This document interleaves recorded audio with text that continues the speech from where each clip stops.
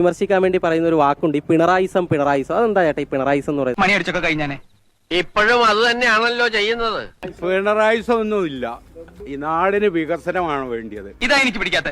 ഞാൻ എന്ത് ചെയ്താലും വെയിറ്റില്ല. എത്ര വോട്ട് പിടിക്കും അൻവർ? എത്ര വോട്ട് പിടിക്കും അൻവർ?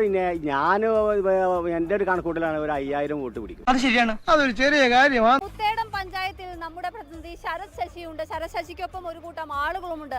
എനിക്കറിയാം ഈ അരമനയിൽ മണി അടിക്കാൻ താല്പര്യമുള്ള കുറച്ചു പേരൊക്കെ ഉണ്ടെന്ന്. ഇവിടെ ആരുടെ സുഖത്തിരിക്കും?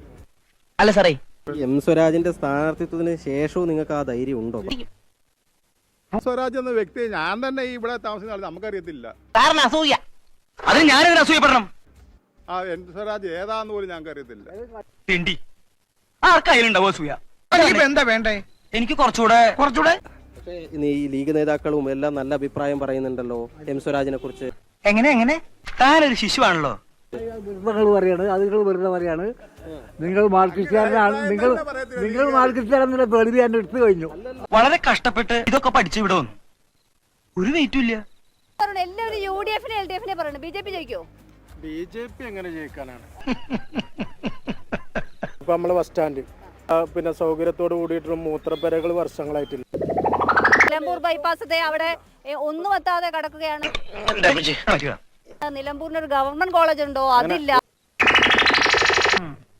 ഇവിടെ വികസനത്തിന് വേണ്ടി പിണറായി വിജയൻ ഒന്നും ചെയ്തിട്ടില്ല. ആരെയാണ് സൗഖ്യത്തിൽ ജയിക്കേണ്ടത് അനിവാര്യമാണ്. അതെ, ഞാൻ മണിയടിക്കാറുണ്ട്. ഞാൻ തന്നെ സ്വന്തമായി ചരട് കൊണ്ടുവന്ന് അത് കഴിഞ്ഞ് ആ ചരട് ഞാൻ തന്നെ അയച്ചെടുത്ത് പോക്കറ്റിലിട്ട് ഞാൻ കൊണ്ടുപോകും.